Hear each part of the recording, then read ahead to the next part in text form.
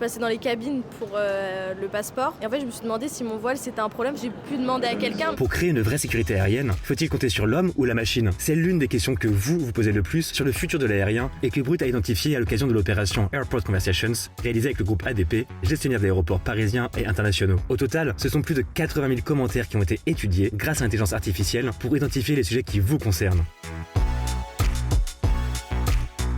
C'est une très bonne question. C'est un mélange des deux. Plutôt l'homme, je pense. Équilibre entre l'IA et la sécurité humaine, bien sûr. On ne peut pas faire confiance à 100% à une machine. On a proposé à Frédéric Fouché, directeur sûreté du groupe ADP, de réagir à vos propos. Je pense qu'on ne peut pas choisir.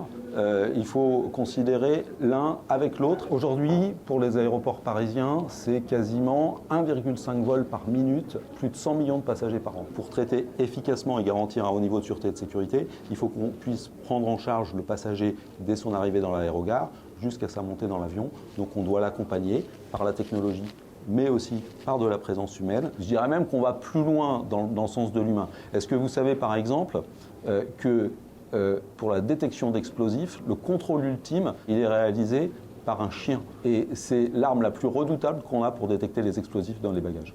Oui, les machines fonctionnent, mais il peut toujours y avoir quand même des choses qui passent pareil. Alors, d'être vigilant au niveau humain est aussi important. Les machines aux douaniers, si elles détectent quelque chose, mais qu'il n'y a aucun humain après pour aller voir la personne, en fait, ça ne sert pas à grand-chose. On parle chez nous de ce qu'on appelle un petit peu pompeusement l'agent de sûreté 3.0.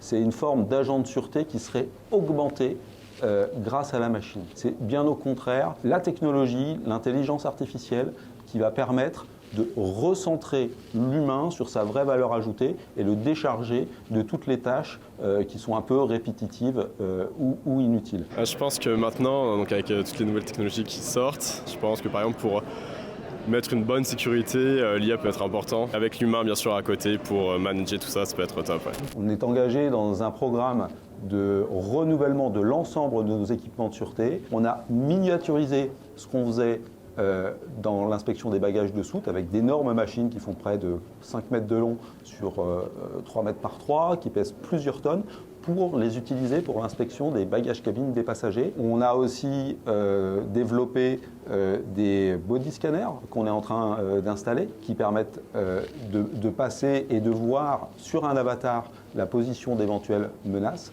Mais dans les deux cas, ça ne fait que souligner des risques et des alarmes et l'analyse finale est réalisée par un humain, par un agent de sûreté. Pour moi, c'est important parce que l'aéroport, on prend l'avion, ça rassure quand même.